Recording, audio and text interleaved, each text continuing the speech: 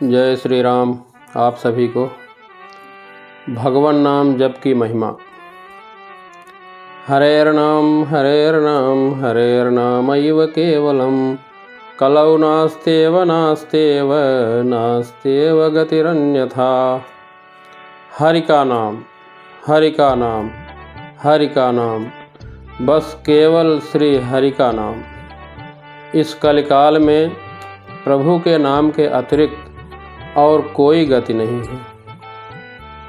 राजा परीक्षित महाराज के राजा बनने के बाद कलयुग ने आने के लिए राजा परीक्षित से बहुत विनय की।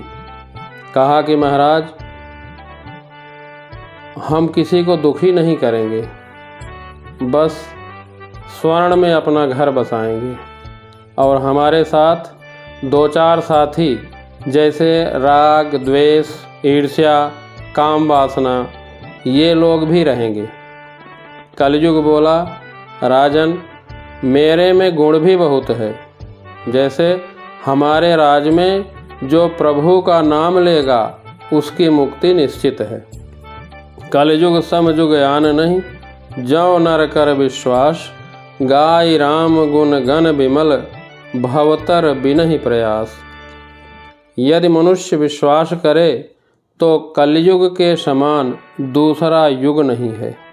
इस युग में भगवान के नाम का गुण गाकर मनुष्य बिना ही परिश्रम किए संसार रूपी समुद्र से तर जाता है। कलयुग राजा परीक्षित से कह रहा है कि मन से सोचे गए पाप की सजा हम नहीं देंगे, लेकिन मन से सोचे गए पुण्य का फल अवश्य मिलेगा। राजा परीक्षित ने कलयुग को आने के लिए बोल दिया तो सबसे पहले वह परीक्षित के मुकुट में ही जाकर बैठ गया और उन्हें ही मृत्यु की तरफ धकेल दिया। कलयुग का नाम ही खराब है, सभी लोग उसे कोसते हैं, लेकिन महात्मा तुलसीदास जी ने सभी की हालत देखकर बताया कि कलयुग में बेशक बहुत सारी गड़बड़ियां हैं, पर सबसे बचने का उपाय जितनी सरलता से कलयुग में मिल सकता है उतनी सरलता से किसी और युग में नहीं मिल सकता। कलयुग केवल नाम आधारा, सुमिर सुमिर नर उतरहि पारा। कलयुग में सिर्फ ईश्वर नाम ही आधार है। केवल नाम सुनने से, जपने से मानव भव सागर से पार उतर जाता है। ईश्वर नाम जप में किसी विधि विधान की जरूरत नहीं है। कैसी भी परिस्थिति में, कैसी भी अवस्था में बस नाम जप चलता रहे। पहले के युगों में प्रभु को पाने के लिए बड़े बड़े ध्यान, घोर तपस्या, बड़े बड़े यज्ञ अनुष्ठान करने पड़ते थे। ये सभी रास्ते अत्यंत कठिन थे और कठिन तपस्या के बाद फलीभूत होते थे।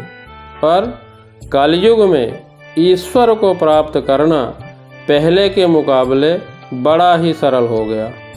केवल हरि नाम स्मरण जप से प्रभु को पाया जा सकता है। श्रीमद् भागवत में कथा आती है अजामिल की, जिसने सतयुग में अत्यंत पाप किया, घोर पाप किया। पत्नी के होते हुए वेश्या के पास रहता था और वेश्या के पुत्र का नाम नारायण रखा था।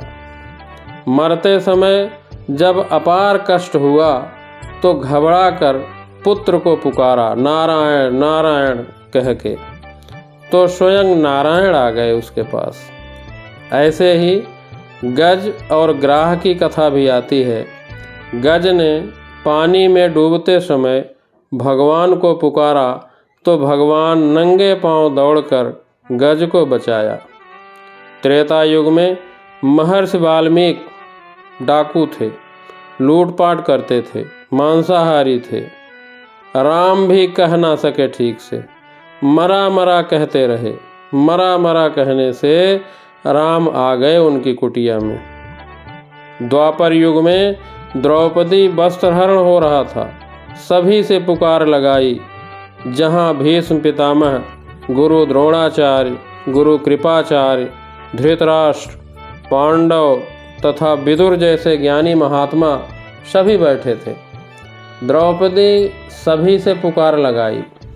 जब किसी ने नहीं सुना तब उसने भगवान कृष्ण को पुकारा। भगवान श्री कृष्ण चीर के रूप में प्रकट हो गए।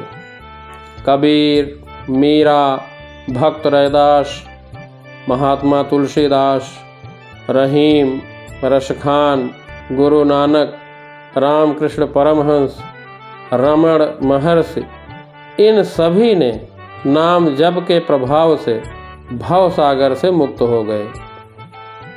वैद्य धन्वंतरि कहते थे, ईश्वर नाम जप सबसे बड़ी औषधि है।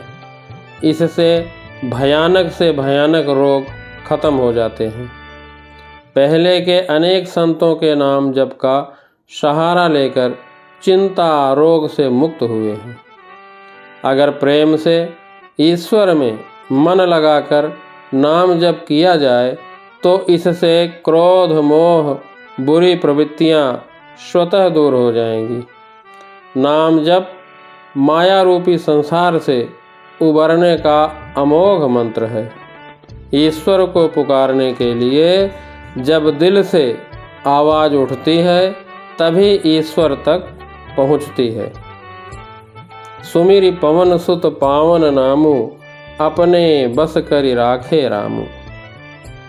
हनुमान जी राम राम का जप करके भगवान राम को भी अपने बस में कर लिए थे। जय श्री राम।